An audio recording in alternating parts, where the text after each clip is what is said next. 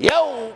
It's Vinny 10 and Vinny 10 Racing. We're here with just a regular dyno car today. This is typical that what we see. I happen to like this model, this color, and this body style. I'm more a hatch guy than I am sedan. I'm definitely a white guy in this particular car. Uh-oh, white guy. I'm definitely more of a white guy in this car. I am a white guy too, half. And then of course, I like the wing. It looks more rally-ish. I kind of like this car.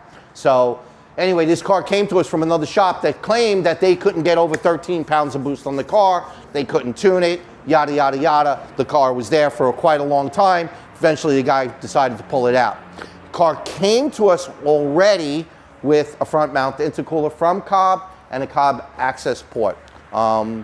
What the car didn't have is real TGVs. They deleted them, okay? And they ran the car with no fucking cat. And, you know, that's not gonna happen here. So we put on IAG TGVs, and we also removed the pipe, put a 𝐍𝐢𝐬𝐬𝐬𝐬𝐬 cat in, EPA 𝐍𝐢𝐬𝐬𝐬𝐬𝐬 cat, put that back in, and actually tuned it properly.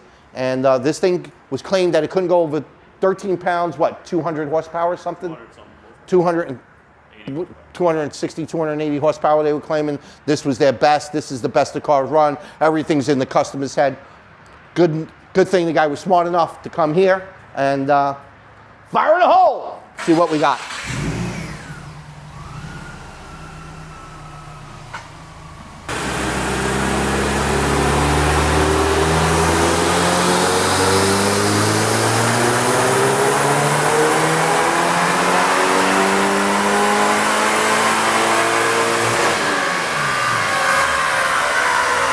Awesome.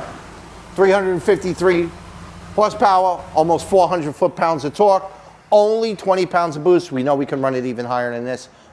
We chose not to. This is the first time this customer's here to us, so we want to make sure we just deliver a great car to him, something that's not outrageous, running whatever, 28 or 30 pounds of boost. We've seen it all come in here like that. So in this particular case, literally making the car EPA and emissions compliant, I actually made more horsepower than the idiots that removed all this stuff. So once again, kudos to 𝐍𝐢𝐬𝐬𝐬𝐬𝐬𝐬, South Bay injectors, always putting out a quality product. Obviously, 𝐻 once again proves beyond the shadow of a doubt that you can bolt on their parts, make extremely good horsepower.